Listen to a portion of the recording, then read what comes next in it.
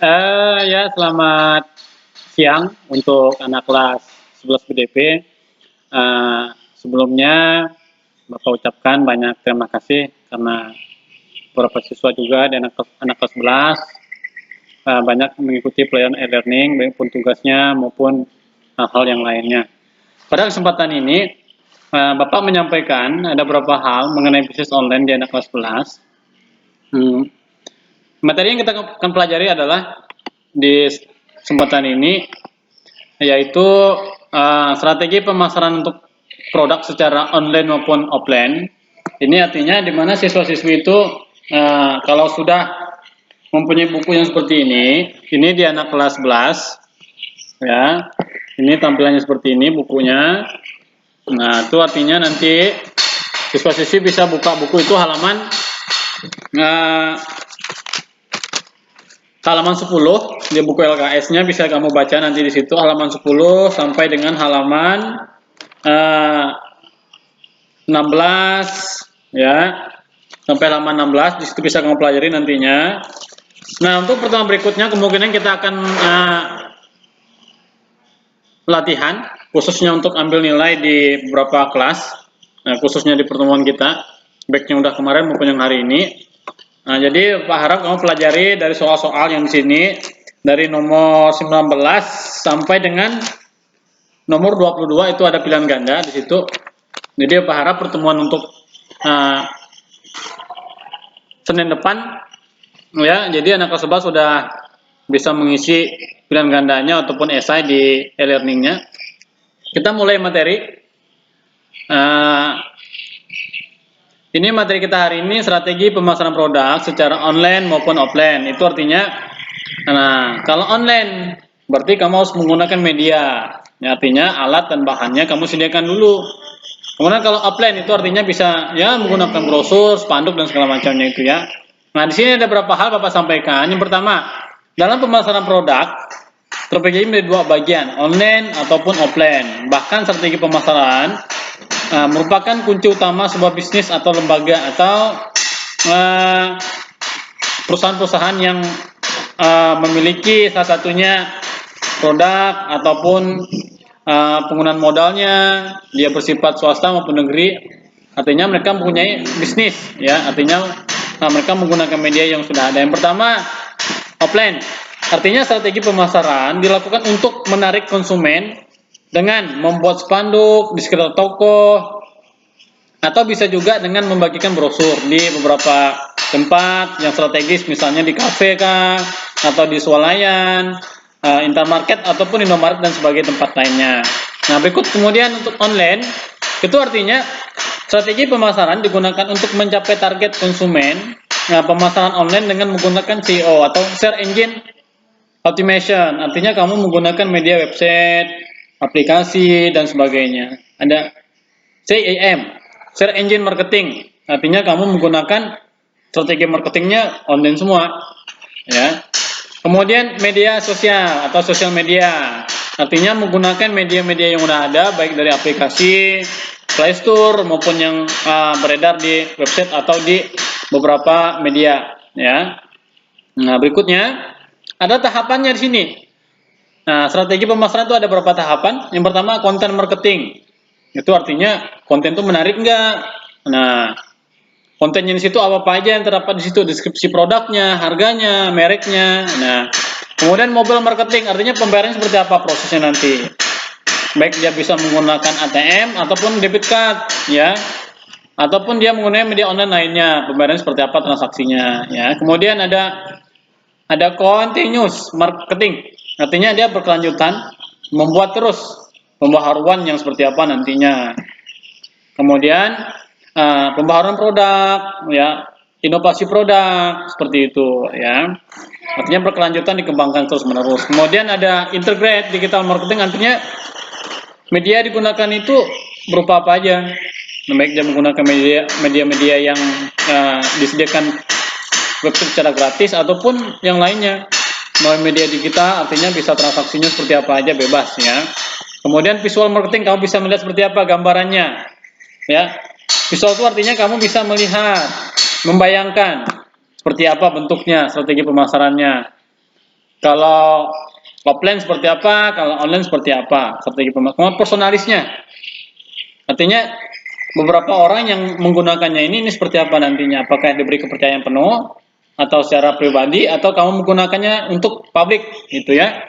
Artinya bisa marketingnya orang bisa lihat semua dari segi prosesnya, tahapannya sampai akhirnya nantinya.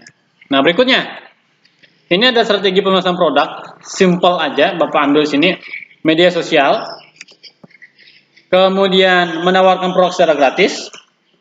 Nah, berikutnya ada Piper Click, PPC, itu artinya kamu bisa menggunakan hal-hal yang menarik konten tersebut seperti apa. Nah, kemudian berikutnya, affiliate marketing itu artinya kamu bisa menggunakan hal-hal yang berkaitan dengan baik dia bersifatnya hal-hal yang konten di situ seperti apa, kemudian timbal balik untuk konsumen seperti apa nantinya, ya. Di beberapa buku kamu itu ada pengertiannya, itu nggak Bapak jelaskan secara detail ya. Di sini coba Bapak gambaran umumnya seperti apa. Nah, kemudian untuk email marketing, artinya kamu harus mempunyai beberapa sarana pendukung untuk kamu melakukan pemasaran produk, ya. Nah, kemudian ada online public relationship, ya EPR, electronic public relationship namanya, atau relation, ya hubungan. Yang pertama itu memperoleh publikitas seluas mungkin, ya. Kemudian tempat pemberitahuan medianya seperti apa yang menguntungkan atau tidak bagi organisasi tersebut. Kemudian memperoleh timbal balik dari masyarakat. Artinya konsumen menarik untuk menarik minat masyarakat membeli produk tersebut seperti apa nantinya. Artinya kamu mengeluarkan produk, masyarakat itu menerimanya, nah itulah termasuk di situ nantinya. Kemudian memperoleh data, kemudian penilaian kamu harus buat, nah atau assessment nantinya, dianalisis lagi, dikaji lagi apakah produk ini sesuai dengan keinginan masyarakat atau tidak.